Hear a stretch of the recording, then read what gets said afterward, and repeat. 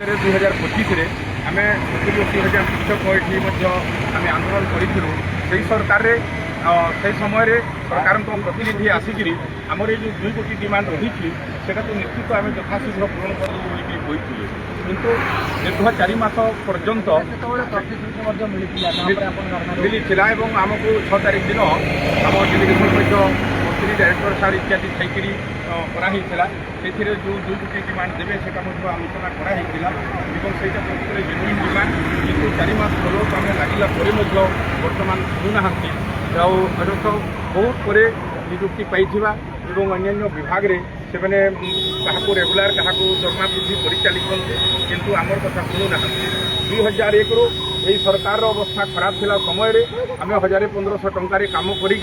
आम प्राथमिक शिक्षक शिक्षा व्यवस्था को बंचेक रखी आम से पैसा चली पार नु अन्य काम लेबर काम करम शिक्षक काम किंतु आज जिते भल स्थिति आसी डिसेम्बर मसने धारणा ये संख्या आम डाकी ना आमर प्रस्तुत होकर ब्लॉक एवं जिला पॉइंट रे प्रस्तुत होकर आम चाहूँ जे आम जिते बड़ आंदोलन करूँ सरकार देखी किंतु एवं तार प्रतिनिधि केवल आम 51 जन लिस्ट देचु 51 जन बसिक सरकार को आम रिमाइंड करूँ जे आम आमको आपण मैंने देखूँ आमको अणदेखा आपण मैंने करुँच जोटा डिमांड रही सार यहाँ ऑफिशियल लोक मैंने गत सरकार को भी भ्रमित करदे एवं भी भ्रमित कर लगी ये जो आम ग्रेड पे कथा परिवर्तित हबार कथा क्वालिफिकेशन अपडेट है अन्य विभाग ओडिशा ट्रेजरी प्रस्तुत क्वालिफिकेशन जोटा से सीटी इत्यादि ड्र करा देखिए से ऑटोमेटिक कथा यही 6 वर्ष जो 8 वर्ष टीका काल अच्छी एवं हाईस्कल शिक्षकों जो जिते कंट्राक्चुआल 2013 एबोलिश करागला से समय तार आगुरी से नियुक्ति पाई 6 वर्ष था छाड़ीदे ये मूर्खता कर सब गंडगोलिया सृष्टि कर तो आमर डिमांड रहा जोटा जेन्युइन डिमांड आमर से किताब पीरियड को रोशनानी इंक्रीमेंट देकर रेगुलाराइज करा एवं ग्रेड पे को वर्धित करा अन्य राज्य में माने आमर प्राइमरी स्केलटा 4200 ग्रेड पे रही आज न्यू एजुकेशन पॉलिसी 2020 रे किंबा तार पूर्वर ये 6-7-8 क्लास जो अपर प्राइमरी रही है निश्चित भाव में सब्जेक्ट टीचर से आवश्यक सब्जेक्ट टीचर हिसाब से कम करूँ दरमा कहीं ये गोटे आम देखला बेलू गोटे पिओन दरमा आम पाऊँ सार जिनिसटा तो आमर एपटे पूर्व चाकरी गला आम 1500 टकर एपटे रिटायर्ड है पेनसन नहीं कौन कर लोक आम सागर जो मैंने चाकरी करुले से 900-1200 टंका पेनसन पाँच जो आगुरी से गोटी करके माटी बहुत आज्ञा देखिए आमको दुख लगुच आमर तो ये जो आम 1.5 लाख शिक्षक रही से भितर पाखापाखि 70-80 हज़ार टीचर परिवार को ये सरकार पथर कर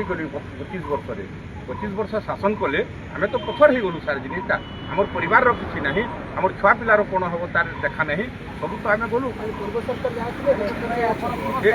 एवं पर्यंत जेहेतु आमको हस्तगत होना कि आमको देना ताहले तो आम सार डिमांड करूँ कि गोटे जिन विश्वास रही आम ये सरकार इलेक्शन समय कही सब व्यवस्था में ठीक करदेबू आमको सुजोग दिजाव बोलिक निश्चित भाव में मानने समस्त आशीर्वाद से समस्त जनमानसर आशीर्वाद में सरकार आसी आमर विश्वास रही सम्मानीय मुख्यमंत्री यही समय निश्चित भाव में घोषणा जदि घोषणा न करती ताहले शिक्षक ब्लॉक और जिले में मीटिंग कर योजना प्रस्तुति करने ब्लॉक पॉइंट बसी पारती ये आसीपारती से योजना कर तो यहाँ सरकार को आम अनुरोध करुँ यथाशीघ्र घोषणा कर दिंतु धन्यवाद।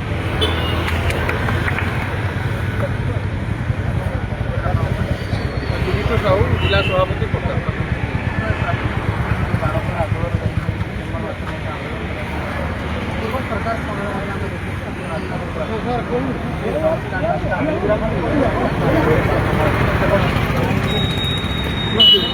एक शिक्षक शिक्षा आरंभ है 1500 टकर आम जीवन के आरंभ 1500 टकर सरकार था यही शिक्षक भाई भौणी मैंने सरकार को साहय करते 2001 वर्ष भितर माध्यमिक शिक्षण दुख कमी सरकार शुणे तो गत सरकार आम 2017 मसीह गोटे आंदोलन होता और तत्कालीन मंत्री लिखित प्रतिश्रुति देते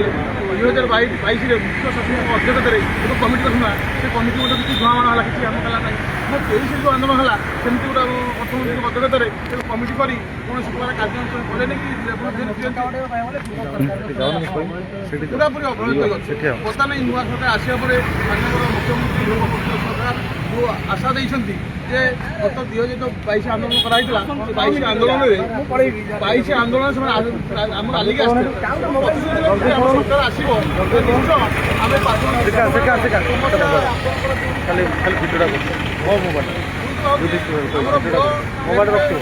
ଅପଗ୍ରେଡ୍ କରାଯାଇଛି କ୍ୱାଲିଫିକେସନ ଅନୁସାରେ ଆମର ମୁଖ୍ୟ ଦାବି ହେଉଛି 42 ବେଡ୍ରେ କେନ୍ଦ୍ରୀୟ ଦରମା ଦାବି କରୁଛି। 2001 6 ବର୍ଷ ମୂଳ ଚାକିରି ଗଣନା ଏବଂ 6ଟି ଘୋଷଣା ନୀତି ଯେଉଁଟାକି ଦୀର୍ଘଦିନ ଦାବି ଆଜିକାଲି ନୁହେଁ 2017 ମସିହାରୁ ଆଜି ପର୍ଯ୍ୟନ୍ତ ଯେ ଆଜି ଆମେ ଆସିଛୁ ତା ନୁହେଁ ଏବଂ ଡିସେମ୍ବର 5ରେ ଆସିଥିଲୁ। କଥା ହେଉଛି ଯେତେବେଳେ ଆପଣଙ୍କ ସେତେବେଳେ ସରକାର ଆପଣଙ୍କୁ ଗଠନ ବୋଲି କୁହାଗଲା ଯେଉଁ କମିଟି ପ୍ରତିଶ୍ରୁତି ଦେଲେ ମାନ୍ୟବର ବିଧାୟକ ଏକାମରେ ଆସିଥିଲେ ଏବଂ ପୂର୍ବରୁ କେନ୍ଦ୍ରମନ୍ତ୍ରୀ ଆସିଥିଲେ ସେ ବୋଲେ 7 ଦିନ ଭିତରେ ଗୋଟେ ପ୍ରୋସେସ୍ ଆରମ୍ଭ ହେବ। ଗୋଟେ ଆମର 51 ଜଣିଆ ଷ୍ଟିଅରିଂ କମିଟି ଅଛି। 51 ଜଣ ଷ୍ଟିଅରିଂ କମିଟି ହୃଦବୋଧ କରିବ ଯେ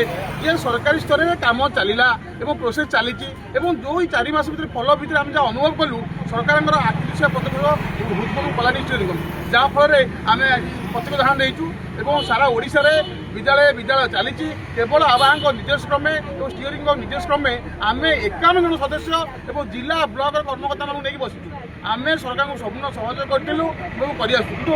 ଆମେ ଏତିକି ଆଶା କରିବୁ ଲୋକଙ୍କ ପ୍ରିୟ ସରକାର ମାନ୍ୟବର ମୁଖ୍ୟମନ୍ତ୍ରୀ ତୁରନ୍ତ ଘୋଷଣା କରନ୍ତୁ ଓ ପ୍ରାଥମିକ ଶିକ୍ଷକ ମନରେ ହସ ଫୁଟୁ। That's all.